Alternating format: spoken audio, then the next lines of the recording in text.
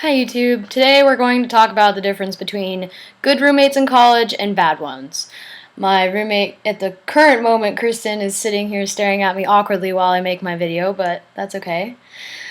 Um, so last semester I got paired with a friend of a friend. I didn't really know her that well. She was a friend of mine that I'd never really met. I had talked to her previously, so I figured it was going to work out pretty well. But sadly, the longer we ended up living together, the worse our relationship seemed to get. It started off with she never said thank you for anything. If she ate my food or if she asked for something, there was never any please or thank you, which, it's not that big of an issue, but it kind of gets on your nerves after a while. And then it started to get to the point where I would buy groceries for myself and she would eat my food all the time, like all of my food. I would get back from class hoping to grab something to eat and it would be gone or almost gone and she'd leave me some crumbs and never asked, once again never said thank you or anything like that. So after a while it got pretty old.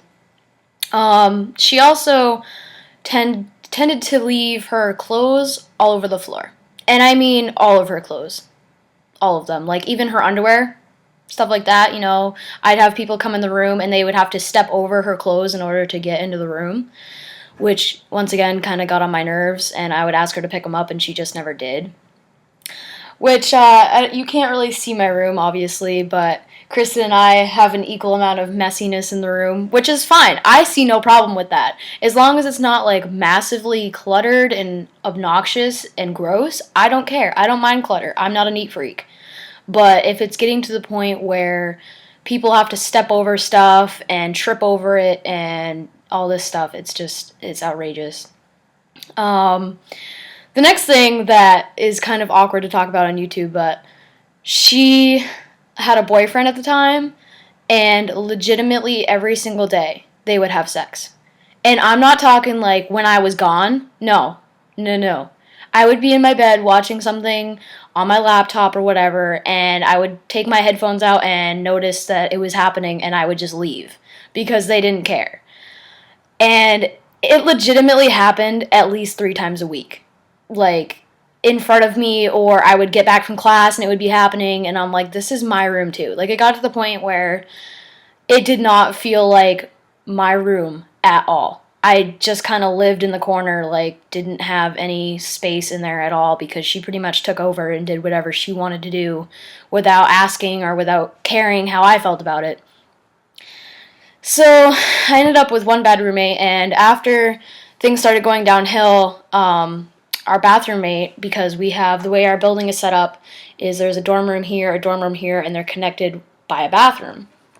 And our bathroom mate, who I'm gonna not use names, but who's my current roommate now, we started talking, and I realized I got along really well with her, so I asked her if she wanted to be roommates the next semester because I could not bear to live with my current roommate at all. Like, I couldn't deal with it for another semester. I was stressed out, unhappy. I had tried to solve the problem and just nothing had happened. So I decided it would be a good idea to try to switch roommates.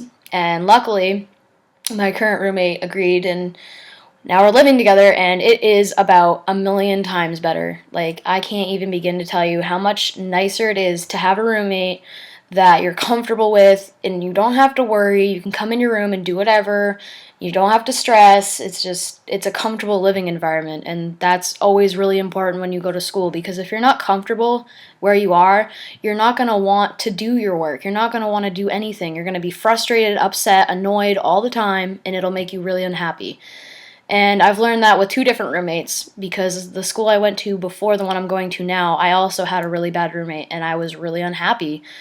So it is, if you can, try to get a roommate that you get along with. I know that doesn't always work because they tend to just pair you up with whoever, they think is the best match for you.